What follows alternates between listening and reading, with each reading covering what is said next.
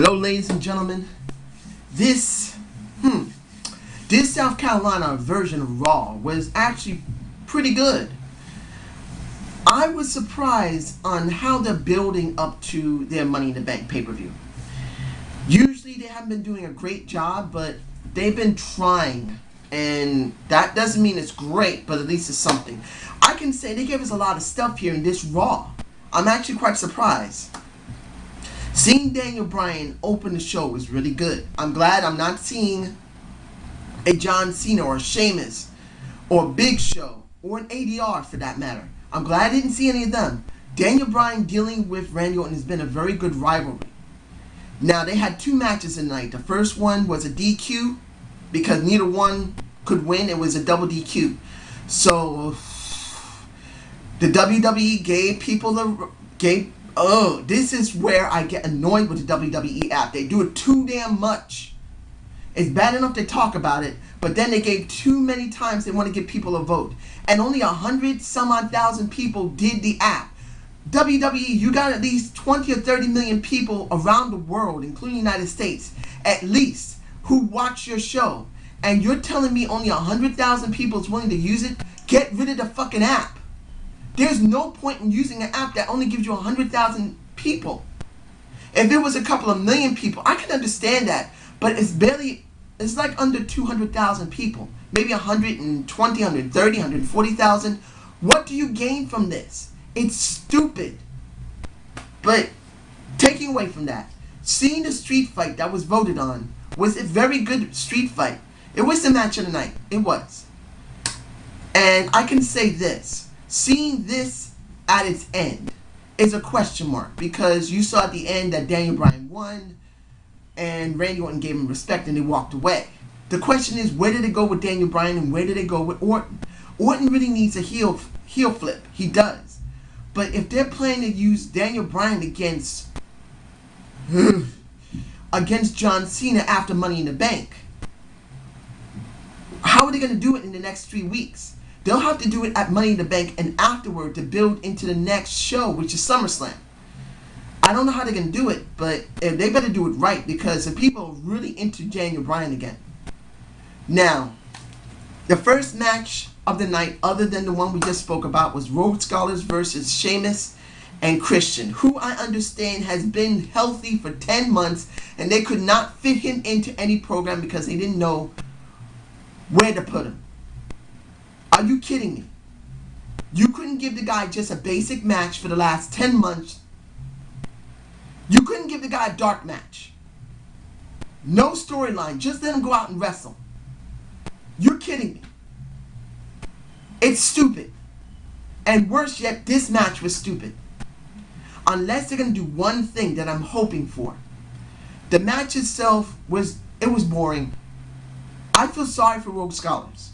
The person I feel even more sorry for is Cody because he had a job again to Sheamus. But if this is leading into a Cody Rhodes face turn, this would make sense.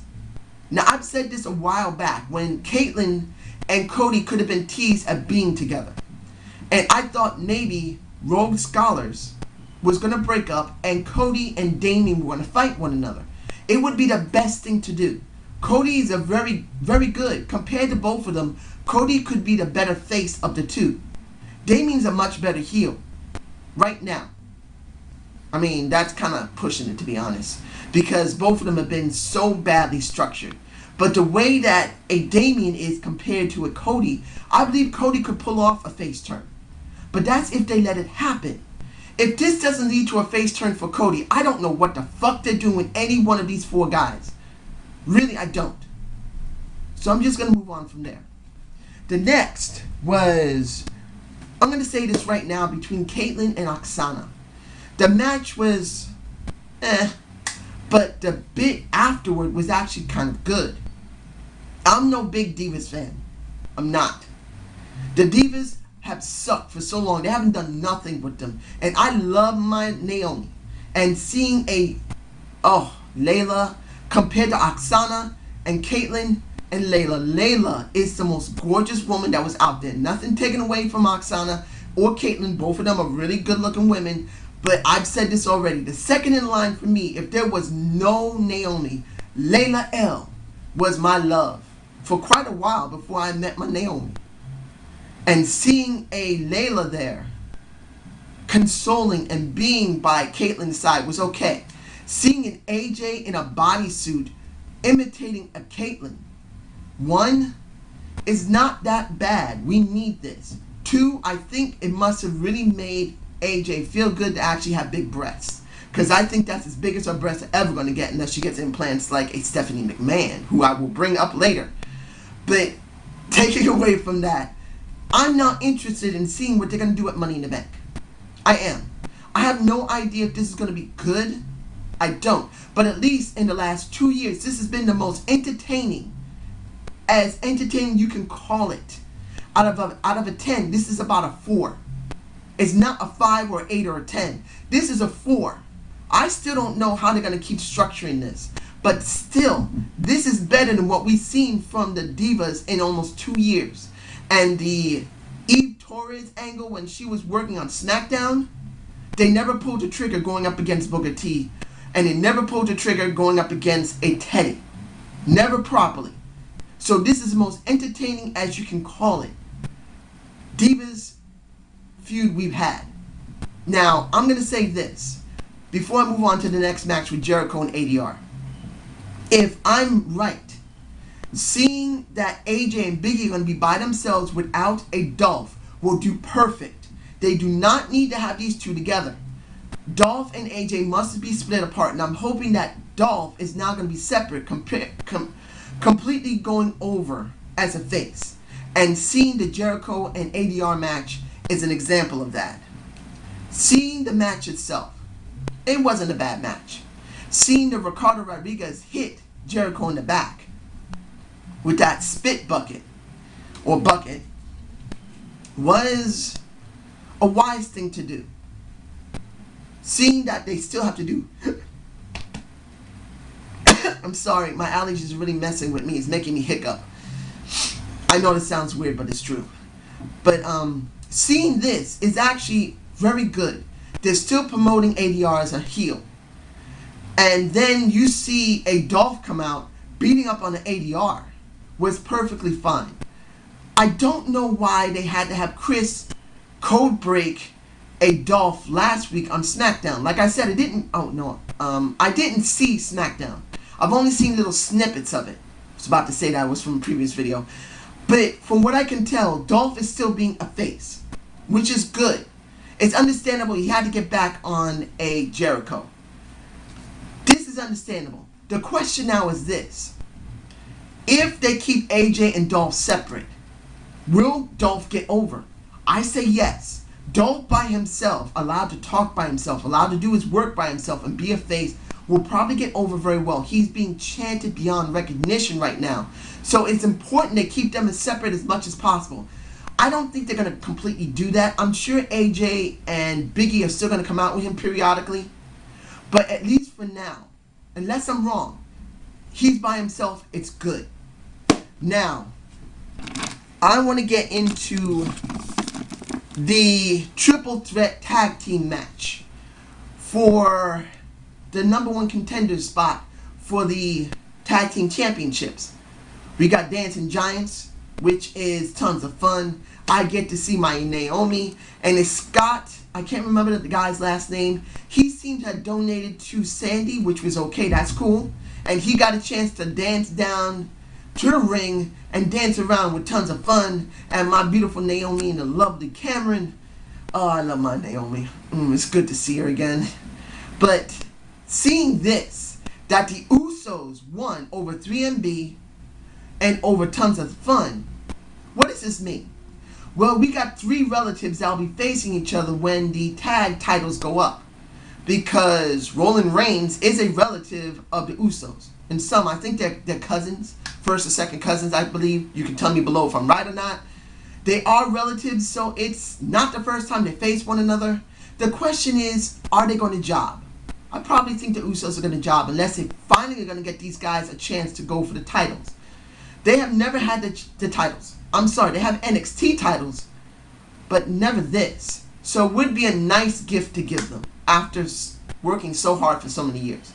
So let's move on to the confusion of Vicky Guerrero with Brad Maddox. And I have an idea about that. Periodically, we had Vicky, Vince, and Triple H bother. Oh, I think I said Vicky. Sorry, Triple H, Stephanie, and Vince bothering a Vicky Guerrero, confusing the hell out of her. And if this is still a grab for power for all three of them, it's not that great. But I have a feeling there's a reason why they're doing that, because I think they want to phase out a Vicky Guerrero and put in a Brad Maddox as the boss. The way things are structured, I think they might be doing that. I know people are going to say, you got to be kidding, Brad. Why not? He's got the Maddox, as the Off the Rope Show Central has spoken about. And it wouldn't be a surprising thing to see a Brad Maddox as the boss. Or maybe they may flip the script and let Brad be the boss and Vicky be his subordinate. Seeing Vicky wiggle her ass to go and get a piece of bread for him or some coffee or something will be interesting. Seeing her say, excuse me, under the tutelage of a Maddox, and she may get the Maddox in the back. That just sounded wrong. I'm sorry, but you get what I'm saying. She may be told what to do and she's going to do it.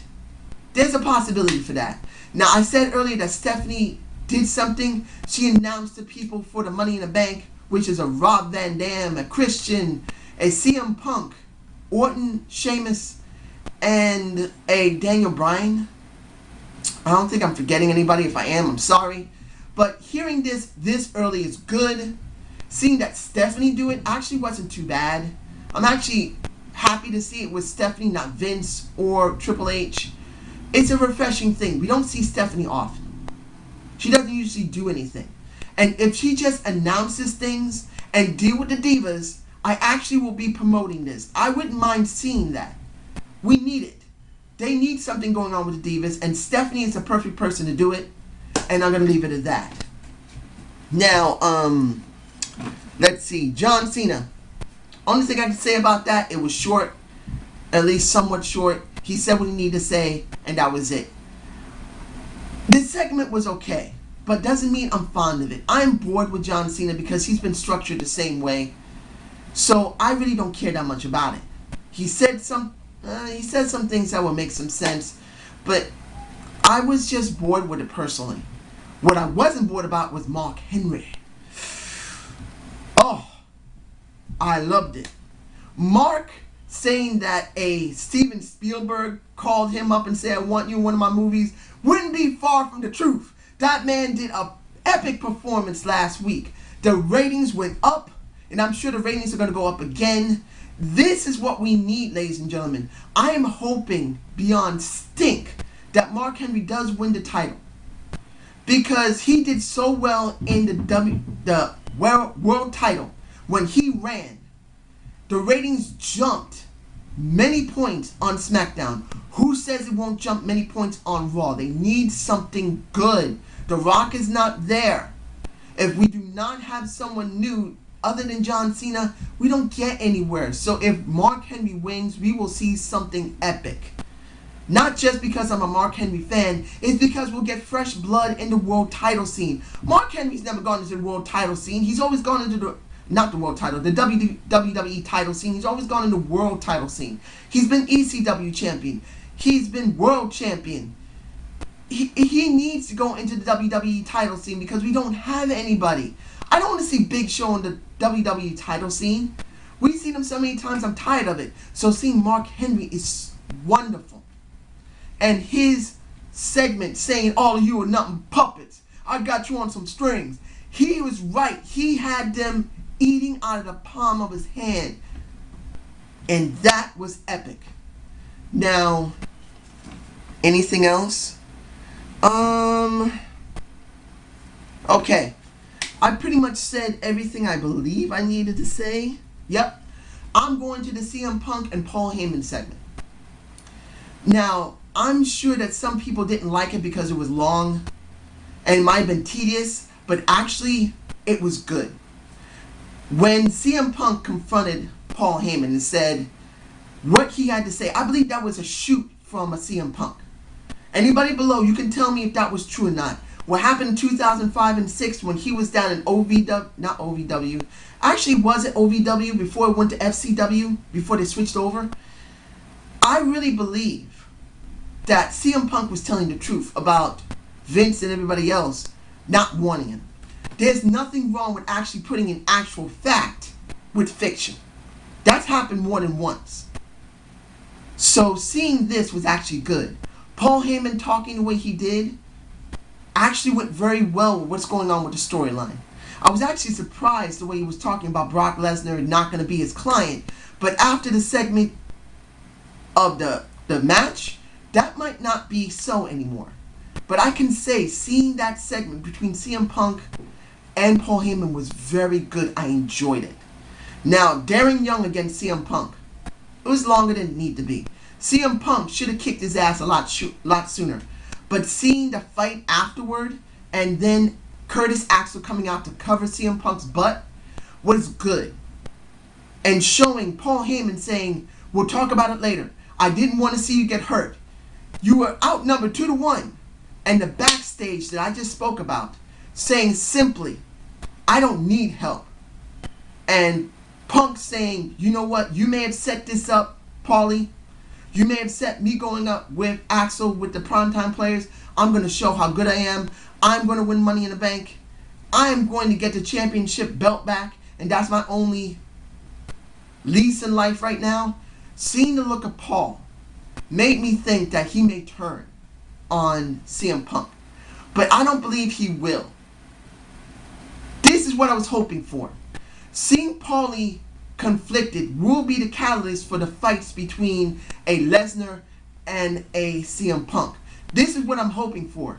That Paulie is trapped between CM Punk and Brock Lesnar. This is what I'm hoping will happen. Do I believe it's going to happen? No. You'll probably still see Paul Heyman with CM Punk in some form of capacity. He may not help him in the ring, but he will be there for him. So how do I rate this show? A B. It was a good show. Do I believe everything was done right in it? No. But you know what? I wasn't bored. Seeing a Caitlyn segment with AJ that seemed to be interesting was alright. Seeing the Mark Henry segment over to John Cena. John Cena is not a great actor. Mark Henry is. If anyone thinks that John Cena is, tell me how good he was and what scene and what movie and what Raw or SmackDown he did that good. Because I think Mark Henry's much better. The CM Punk and Paul Heyman segments were really good. And Daniel Bryan, the way they're structuring him is very good. The question is, will he turn heel after Money in the Bank, or will Orton, or both of them? So I hope you enjoyed the Zane's View. Subscribe and comment on my channel, ladies and gentlemen. And I'm really glad you've been watching. I'm very happy that you've been enjoying my shows. And hopefully soon, I'll be trying to do a debate of the week as soon as I can on certain things like CM Punk, what's going to happen with Lesnar. I don't know if I have the time right now. I got some things I got to do this week, really important ones. So hopefully if it's not this week or the next week, somewhere down the line I'll be doing it. You have a good night and a good day.